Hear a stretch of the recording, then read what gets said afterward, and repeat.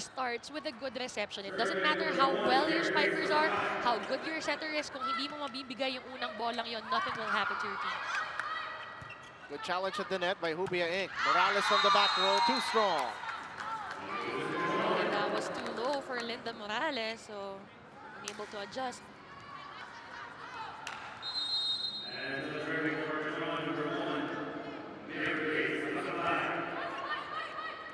D-Mac goes to Sarah McClinton. Good ups by Dindin Manabat. Ces Molina susubok, huli sa taas si Micah Ortiz. Other side, Hubia Inc. this time. Jen Reyes trying to dive, and Micah Ortiz will score.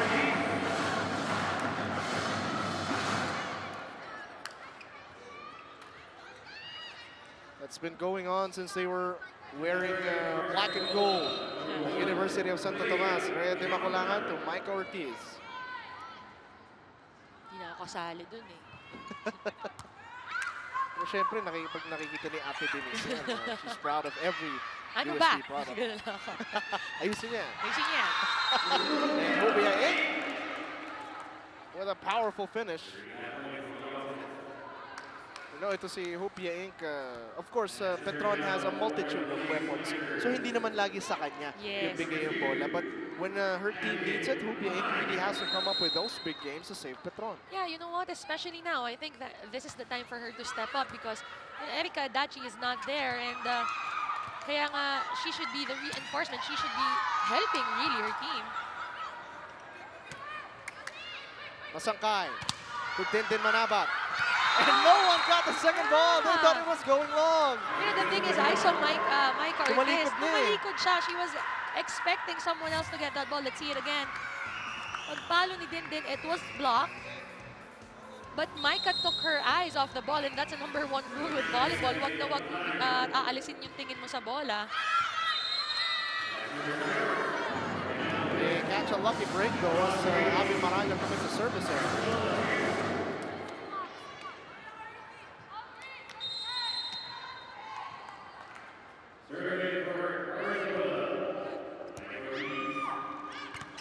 Ooh, Dindin Manabat. Linda Morales, lefty shot, no go. Masangkay, pupunta naman kay Ces Molina. And Petron Blaze again on the board.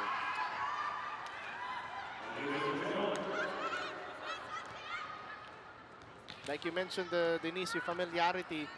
This is a very dangerous front row now for Petron with Manabat, Dakis, and Molina in front. Yeah, not to mention yun nga, tatlo yung attackers ni Mary Grace Masangkay, but sayang yung momentum because they're giving back the ball. Or Singola.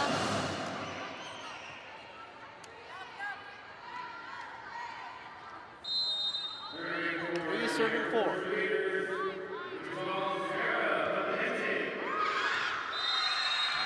Pinayaan na lang ni Jen Reyes. Out of bounds yung service na yun. But you know what? Ito yung gusto kong i-point out kanina. Sayang yung service error kanina ginawa ng Petron because looking at the front line now, dalawa na lang ang attackers nila. Nasayang yung rotation. That was overreaching violation called on Shilan Dakis.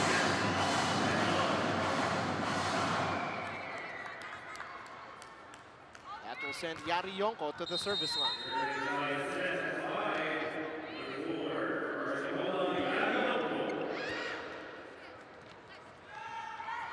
Ces Molina couldn't score the cross-court shot. Linda Morales' turn.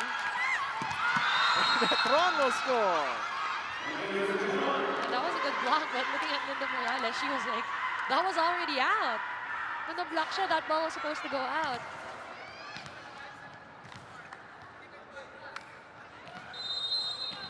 Two-point lead for Petron Blaze, 6 serving 4. Dindin Manabat on deck. So yung mga service error, itong Petron ay nanganganak na dito sa set na ito. I think, if I'm not mistaken, that's the third already on the second set alone.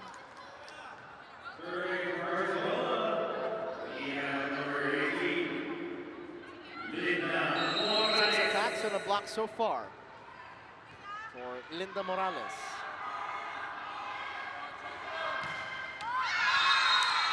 Both teams actually being sloppy from the service line. At ang nakakahinayang doon, again, the momentum, you're just giving it back to your opponent. And at the same time, kung malakas yung front line mo, that's one less rotation na mamamaximize mo sila.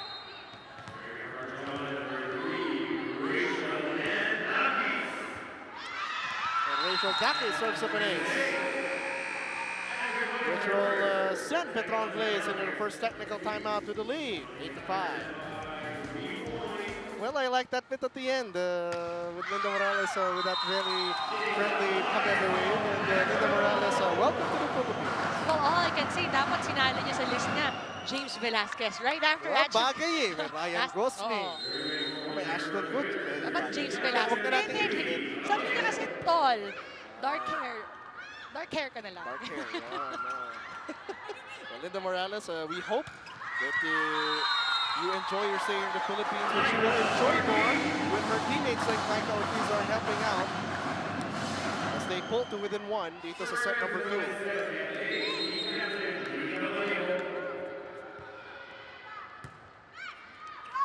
Masangkay. Uy, hindi nagkaintindihan doon sa play na gusto nila patakbuhin.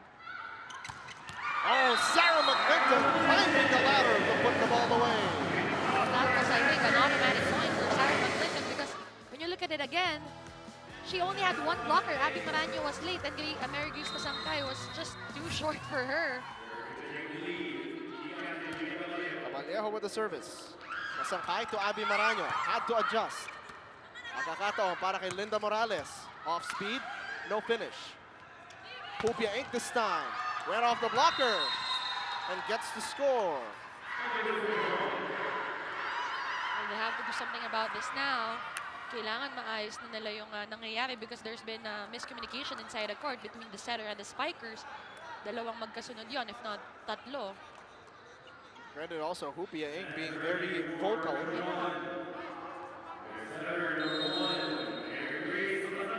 As AC Masangkay serves it up. Again, when you look at that Petron front line, 3 spiker offense in front. Sabi ni Masangkay, kaya ko rin naman pumuntos mula sa likod as she serves up an ace. Masangkay should actually take advantage of this rotation. She has 3 spikers and she knows for a fact na medyo hirap nga itong RC Cola sa kanilang reception. So kailangan kargahan niya ng kargahan niya, just like that one. D-Mac to Sarah McClinton against the double block, punches through. Sarah McClinton being very smart with her attack, so she would always find that shorter blocker. At doon niya papadaanan yung bola, just like that last hit. Cross-court yung atake niya because Abby Maranyo was in the middle. Crafty, Rhea de Maculangan to serve. Pinadala niya kay Rachel Dakis. Masangkay to Hupia Inc. Pinadok niya sa blocker, binuhay ni Iya Yonko. Morales had to give it back. A chance for Petron. Abby Maranyo couldn't connect. That set was way too slow and way too high for her. So talagang hindi niya abutan yun.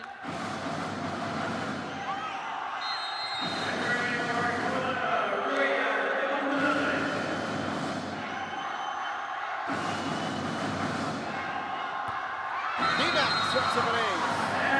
Good guarded from Rhea de Maculangan. Alam niya nakatago na si Abby Maranyo, getting ready for that, I don't know, probably a quick play because she was right in front of the attack line. So now she adjusts. Let's see if Rhea would go to her again. Or to Rachel Dakis, rather.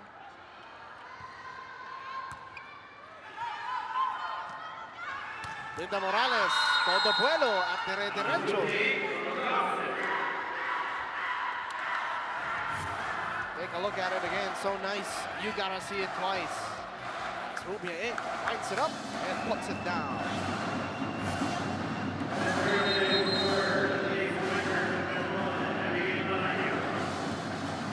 Pinagkagawan si Cabalejo at si Morales. Maklenta ng atake, masyado malakas. Puntos para sa Petron. Kinuya niyo yung sakit ni Sarah McClinton kapag hindi masyadong sakto yung bola niya na normally talagang no, overpower niya yung kanyang hits and it will just go outside.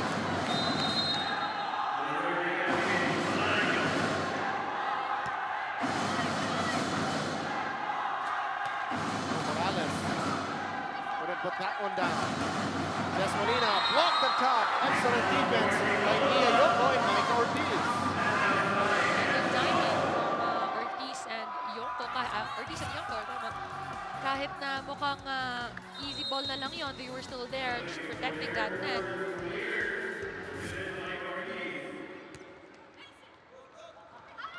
Here's Dindin Manabat who wants to join the party.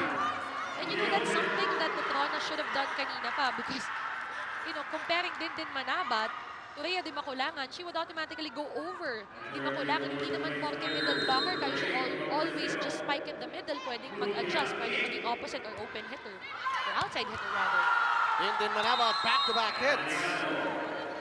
And when you look at the lineup right now of the Petron Blaze Spikers, this is a very, very explosive lineup with Hubia Inc., Maranyo, Dakis, Manabat, Ces Molina, AC Pasangkay de Sep. Oh, beautiful play! Wala, really with Linda Morales, I think kailangan, especially when she goes for that quick attacks or basta nasa front line siya, triple block ka na, you just risk it. Beautiful execution and a violent punctuation. The tip doesn't fall. And a chance ball given up. D-Mac. Pumunta kay Judy Caballejo. Pinadapli sa blocker. Ayaw malaglag ng bola. Masangkay. Dakis. Linda Morales down the line. Very smart move for Linda Morales. Alam niya na nagkakagulo yung mga tao in front because of that, yung mga joust sa net. So, when she had the opportunity to attack it, tinarget niya na yung corner.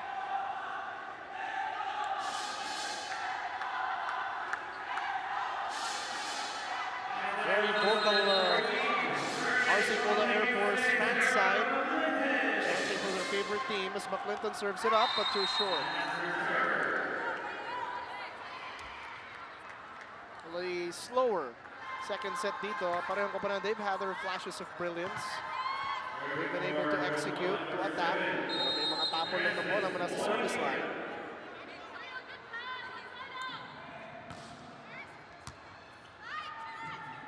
D-Mac goes to McClinton from the back row, but not over.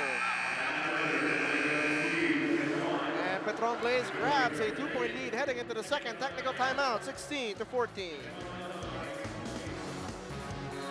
It's a 2-point lead para sa Petron Blaze, 16 serving 14. They've held the lead in all the technical timeouts in this match. Masyado malakas. Pagkakataon para sa RC Cola Air Force. Soft hit.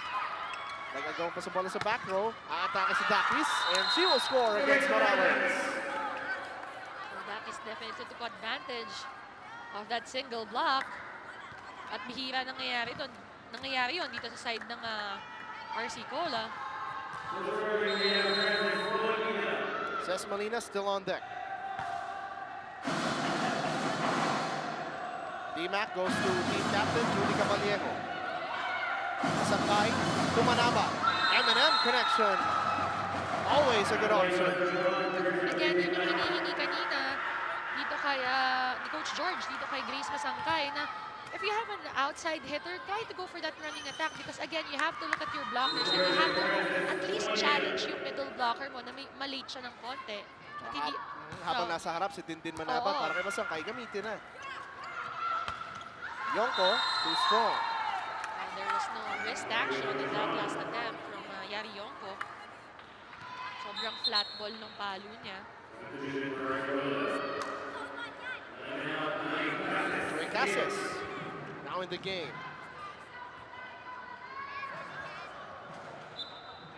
You know, as a broadcaster para di sa Philippine Superliga, it's nice to see the RC Cola Air Force Raiders back in action. We've been covering them for a long time, and lalo na yung influx ng new talent. Siyempre, kailangan yung mga veterano o mga bago. Baka kinala muna kami sa inyo. Petron Blaze now on a tear. Up by 6, 20-14. Tatawag ng timeout. Ito ang RC Cola Air Force. What's our problem? First ball. Kaya, 3 consecutive error. Okay, minimize yung error. Comparison naman tayo, nakakapatay tayo eh. Diba? If you have receive, you have good set plays. Hey guys, just relax. It's only 6 points. Go. Get some momentum back for our side. Let's go. Again, Coach Bill just asking for the same thing he was asking for back in the first set, yung reception pa nila yun. And like what he said, kung meron naman tayong reception, meron tayong atake because you have a McClinton and a Morales that could attack even though they're, you know, at the back line. So hindi ka mapuputasan ng offense. But again, how would you set up your play kung wala kang first ball?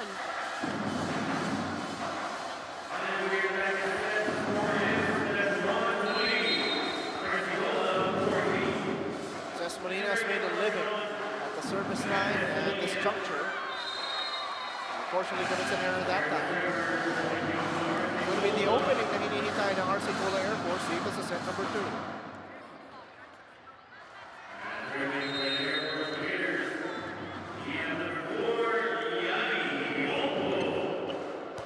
Pinadala niya kay Abby Maraño yung service. Dakis, todo vuelo! Right, hit the antenna.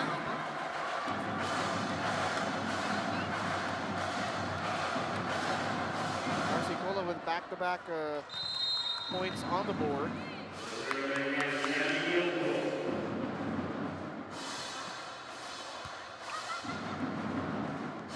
Dindin Manabat, the tip.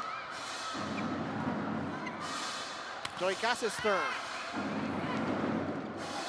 Rachel Dakis again. But McClinton with a good coverage. Linda Morales, but good coverage as well by Maraño. Dakis ulit ang option. The rally continues. And Dakis gives it up. Golden opportunity for RC Cola Air Force. Joy Casas down the line. And again, that was a good target for Joy Casas. It may not be that hard, but what's important in volleyball is just finding that open area kung saan walang tao at kung saan walang dedepensa. RC Cola looking to overhaul this 3-point disadvantage. 17 to serve 20. Dito sa set number 2. Dindin Manabat. Side to side, setup job! And Rachel Dakis will score. And she finally got it down the line. Kanina niya pag gustong gawin yon, but she's just not getting the right set. But with this one, sakto, it was she was in front of Rhea de Macolangan pa, so definitely talagang maipapasok niya yun at mapapatay niya yung bolang yun down the line. Joy Casas blocked up top by Abby Maraño. Linda Morales, cross court, no finish. Abby Maraño. Good read by Dimac. Casas ulit na susubok. Manabat mula sa back row. I think that's something that Bertrand should try and do again and again dahil hindi na nga siya ina-expect. They've been going to Rachel Dakis for the past 3 or 4 plays, so no one was there to defend that. It was just Linda Morales.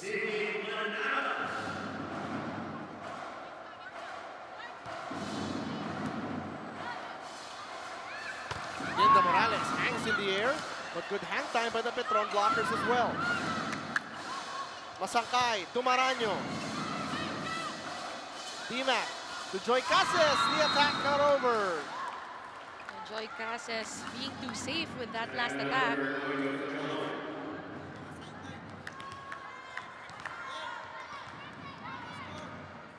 Dindin Santiago Manabat to serve.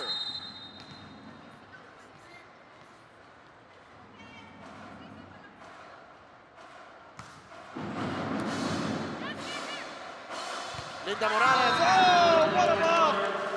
That was very well read by Rachel Dakis. Sakto yung timing ni Rachel doon. And she was just all over that ball. And we are at set point in set number 2. They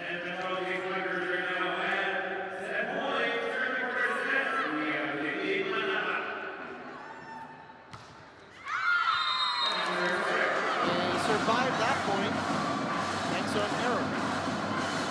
You know, it's good that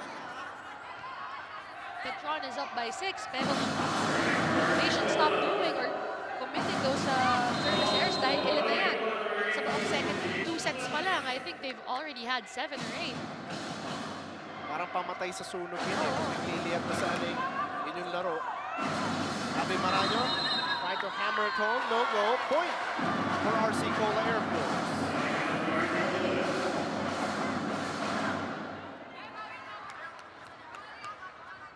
Coach George Pasco with a few choice reminders for his warms. Kasi marami na pagkakataon ganyan, lalo na doon sa dalawa naging talo ng Petron Blaze. Look at that, 3 straight points starting off. That service error, Petron. And a very animated Coach George Pasco wants a timeout. Tsaka tres na so, kasi wala naman yung import na malaki. Wala naintindihan. Tara! Go Wala easy. naintindihan. Go easy. Kasi nakikita nila puro running kasi nandito na yung isa nag-aabang na kagad dito. Pero one good receive muna tayo. Huwag niyong ilagan yung receive. Kailangan mas mag-focus tayo sa receive pagka last one na tayo. Re-receive lang tayo. Hindi kailangan natatakot tayo sa receive. Okay, itataas nila sa gitna. Hindi na kailangan maganda may seset lang. Magagawa lang ng paraan. Okay? Hala. So it's always the same thing, katulad sabi ni Coach George Pasco, it always starts with a good reception, and that's all they need. There's at set point right now, and also reminding Grace Masangkay na you have to check out who your blockers are, dahil you're the one in charge of the offense, and you should know kanino ka mas makakalamang, sino ba yung spiker, mas makakaibabaw dun sa blocker mo kanila.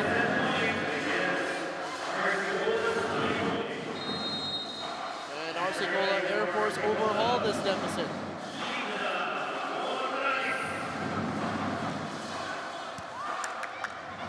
Sampay to Abby Maraño. Casas has to give it back. Another chance para sa Petron Blaze. Maraño asking for it. Abby Maraño rises and puts it down as Petron Blaze takes their second set 25-20. When you hear the double clap, sit back, drop your popcorn, and enjoy the show. You dial number 2 as Petron takes set number 2. Back in a moment for more Philippines Superliga Grand Prix.